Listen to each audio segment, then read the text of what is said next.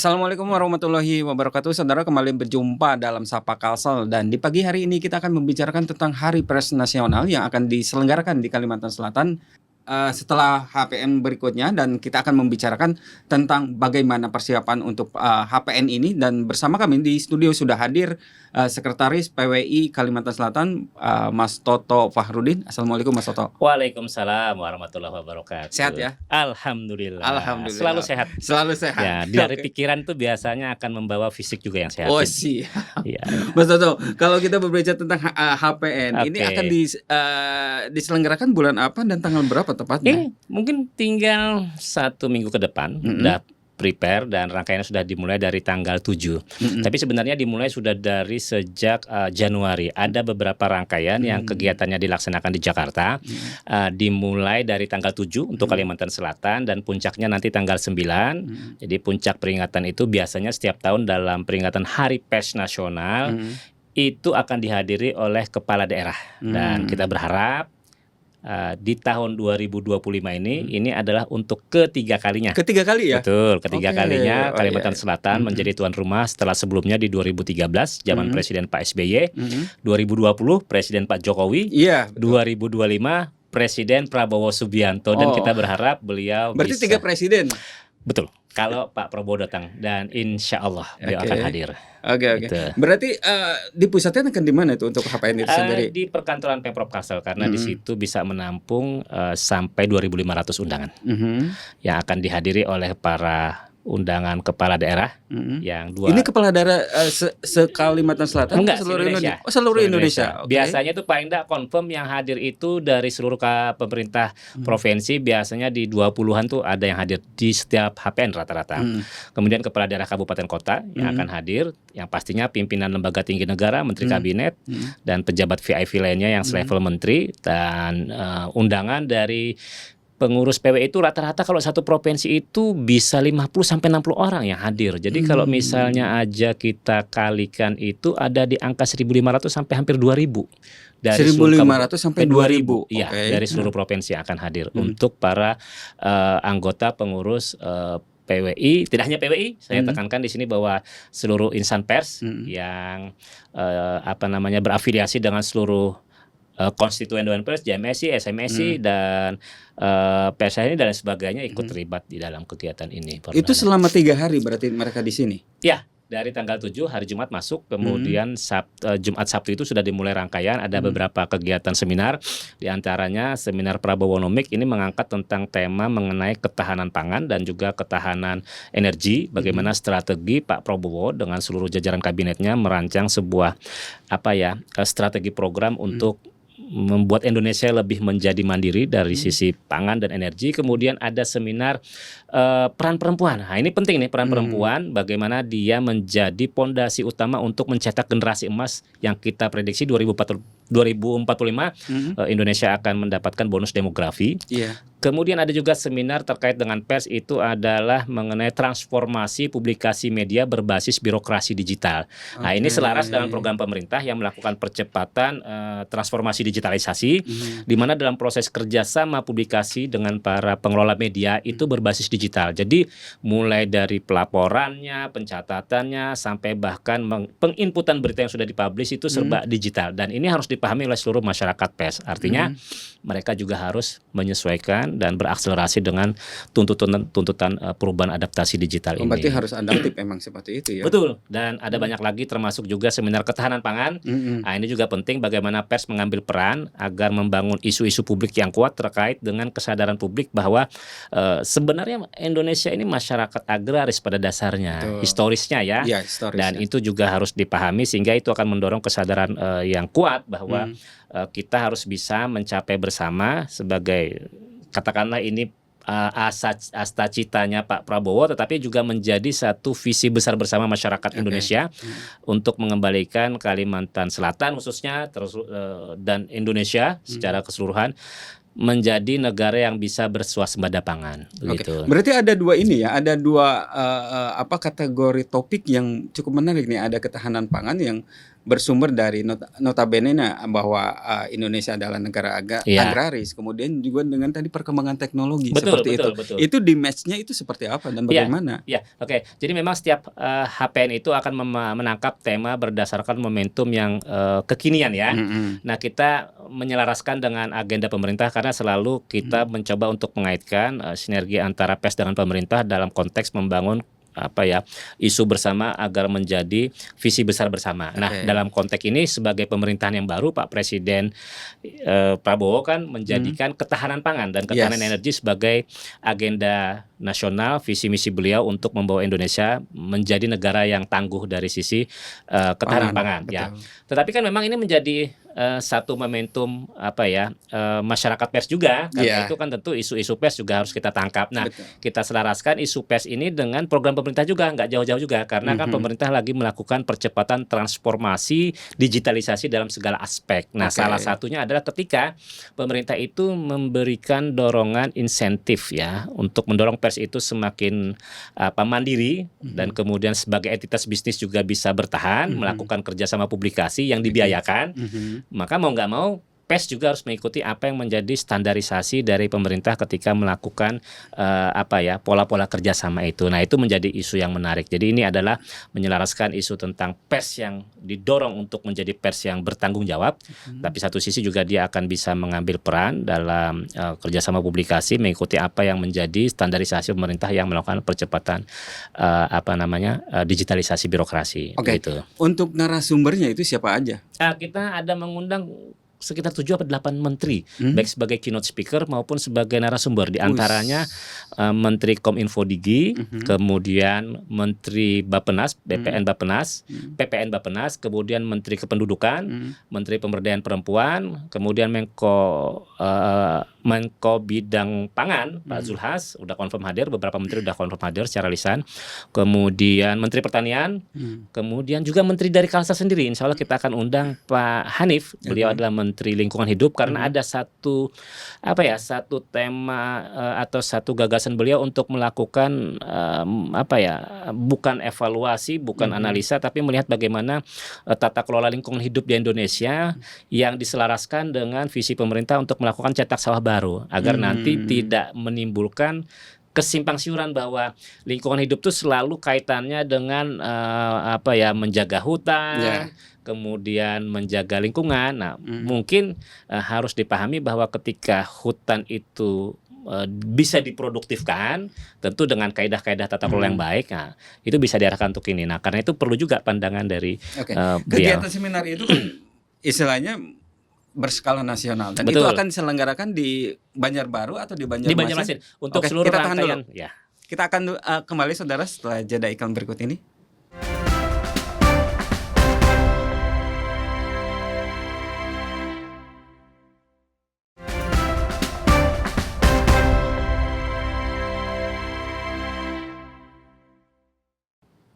Baik, terima kasih saudara, masih di Sapa Kalsel dan kita kembali lagi melanjutkan perbincangan di pagi hari ini. Berarti kegiatannya semuanya di dua kota tadi, Banjarbaru sama Banjarmasin Betul. begitu. Banjarmasin merupakan rangkaian seluruh hari pers yang terkait dengan seminar-seminar. Nah, tetapi ini yang menarik, bisa melibatkan seluruh masyarakat. Nanti kami mengundang langsung juga kepada seluruh masyarakat Banjarmasin, Banjarbaru dan wilayah sekitarnya yang ingin ikut jalan sehat santai. Pada hari Sabtu tanggal 8 Februari jam 6.30 Wita, setengah 7 di Siring 0 km start finish di Siring 0 km. Nanti di acara itu akan ada pembagian bukan paket sembako, tetapi paket sayuran. Paket sayuran. Nah, itu nanti sayuran yang itu kita panen dari kebun PWI. Jadi kita punya kebun yang milik salah satu pengurus PWI yang kemudian kita beri insentif modal untuk dikembangkan menjadi kebun yang bisa menghasilkan sayuran berbagai macam seperti cabai, kacang panjang, tomat. Berarti akan dikasihkan itu bibitnya atau hasil panennya? Hasil panennya dan ditambah dengan hasil panen petani wilayah sekitar di Banjarbaru. Kita siapkan ada sekitar 1.000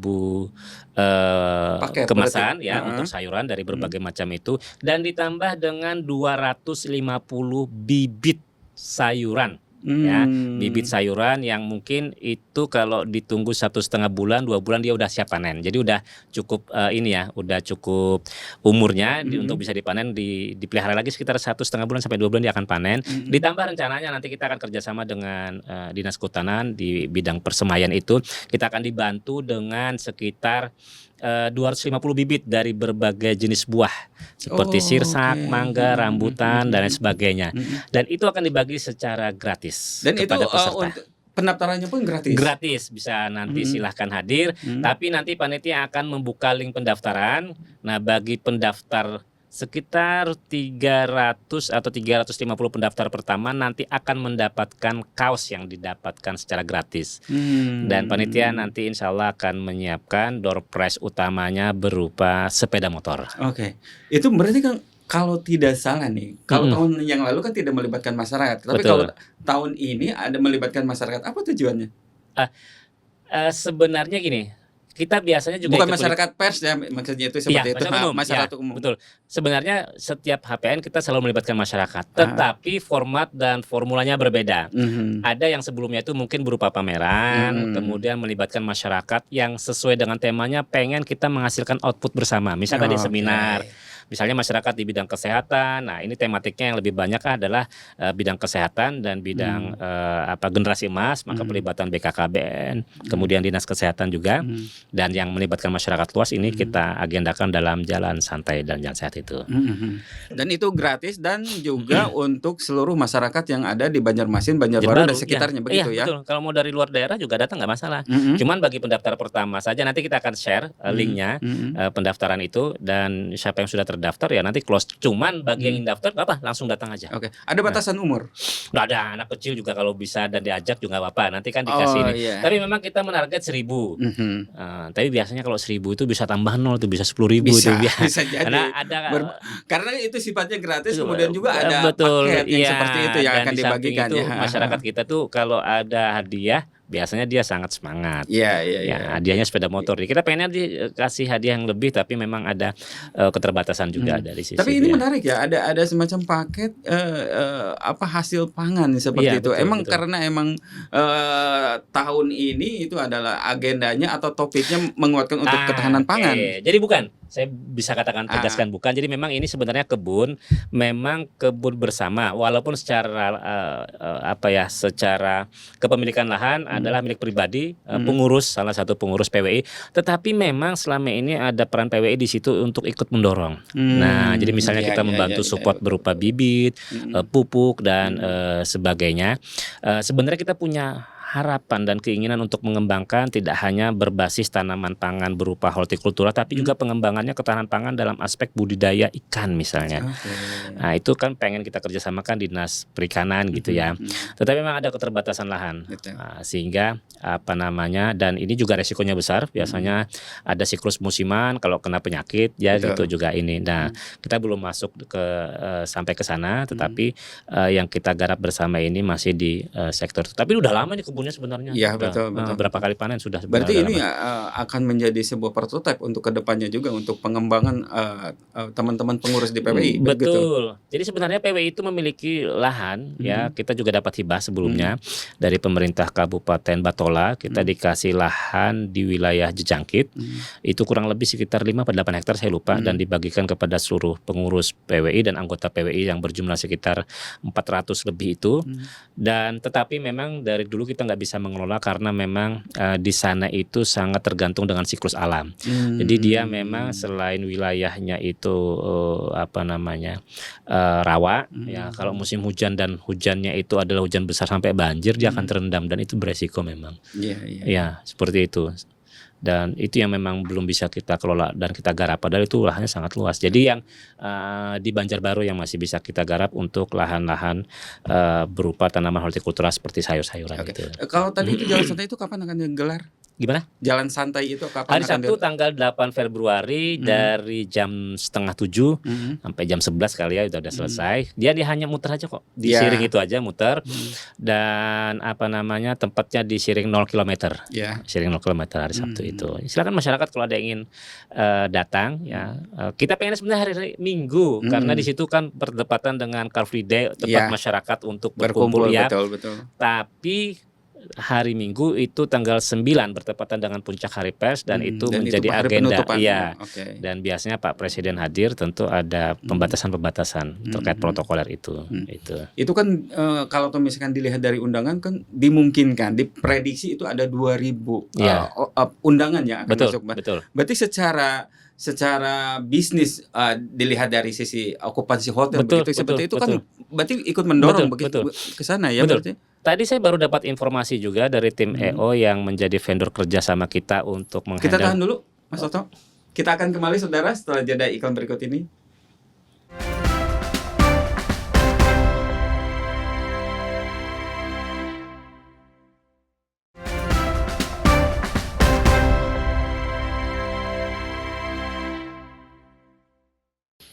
Baik, saudara masih di Sapa Kasal dan kita kembali lagi melanjutkan perbincangan di pagi hari ini. Ya, lanjutkan lagi Mas Toto berkaitan dengan yang tadi ini itu. Tadi informasi EO menyampaikan yang menghandle untuk fasilitasi tiket-tiket peserta dan panitia disampaikan bahwa ini kayaknya di tanggal 7 akan terjadi lonjakan penumpang karena bertepatan dengan momentum pelantikan kepala daerah se-Indonesia.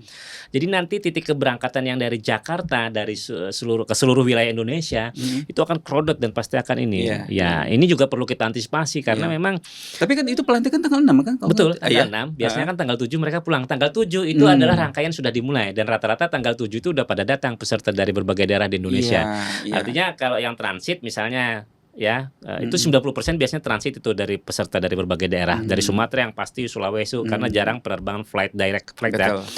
Ini kayaknya nanti kita akan berkomunikasi dengan salah satu maskapai untuk bisa menambah fasilitasi penerbangan dengan sistem charter kayaknya. Karena bayangin itu ada sekitar 260 kepala daerah dengan pasangan kepala daerahnya dengan wakilnya dengan istri dan suami masing-masing ada 4.000-an itu. Yang mungkin nanti dia akan kembali di tanggal 7 itu yang ke wilayah masing-masing. Nah, ini yang perlu kita memang antisipasi. Jadi kalau ditanya apakah akan sangat menggerakkan, sangat sekali. Hotel juga dan yang pastinya juga kita melibatkan misalnya pembelian souvenir dari UMKM. Nah, itu beberapa produk-produk khas Kalimantan Selatan yang akan kita kasihkan kepada undangan di puncak KPN. Yang pasti kita udah menyiapkan ada sekitar 1.500 gitu ya. Itu bakul aja udah berapa pieces itu ya. Kemudian makanan-makanan ringan dan segala macam. Dan saya pikir di 2.000-an peserta yang hadir ini pasti dia akan membawa oleh-oleh juga. Berarti selain dari penyelenggaraan secara periodiknya HPN itu sendiri berimbas ke peningkatan ekonomi dari UMKM, kemudian dari perhotelan juga seperti itu. Pasti. Hotel itu udah bookingnya full ya, dan pasti juga transportasi kita melibatkan, ada vendor-vendor transportasi, kemudian ada pihak-pihak penyedia kelengkapan lainnya itu pasti akan menggerakkan dan memang. Biasanya kalau kita hitung angka dengan jumlah kumulatif itu di angka 5 miliar ada pergerakan ekonominya dari seluruhnya itu, baik itu dari sisi transport dan segala macam, hotel dan segala macam, 5 sampai 10 bahkan.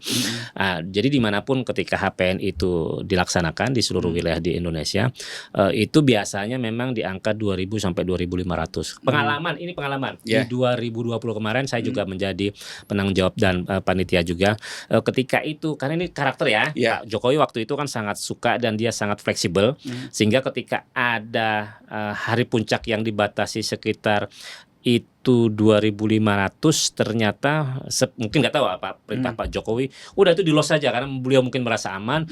Itu di hari puncak itu ada sekitar 4.000 yang hadir. Di hari puncak itu sangat crowded. Tapi untung itu pada saat itu panggung masih bisa ini, tempat juga masih bisa ini, cuman antusias masyarakat. Yang ini bagaimana? Saya juga merasakan dan sepertinya melihat antusiasnya juga sangat besar. Karena ini kan presiden baru nih. Dan selain presiden baru yang menjadi salah satu daya tarik Pak Prabowo ini adalah ajudan beliau itu si Maitet itu. Oh. Iya, ternyata Maitet juga memiliki pengaruh yang besar bagi orang untuk melihat ketika momentum-momentum bisa melihat Pak Prabowo secara langsung dalam berbagai kegiatan dan Tapi confirm Pak Prabowo. seluruh proses itu sudah confirm, sudah masuk setnek, sudah masuk ke meja pribadi beliau. Saya kemarin dapat confirm dari teman-teman Polda Kalsel yang mendapat komunikasi dari Mabes Polri, yang mana Mabes Polri itu mendapat komunikasi sebelumnya dari Sesnek untuk meminta telaah terkait dengan HPN di Kalimantan Selatan. Nah, ketika ini sudah ada minta telaah dari Sesnek, ini menjadi sinyal dan pertanda bahwa sudah ada kajian-kajian awal untuk melihat seberapa penting dan urgensinya Pak Prabowo hadir. Seperti itu. Artinya Itu di pembukaan atau di penutupan? beliau nanti biasanya kalau kepala negara itu hadir di saat hari puncak.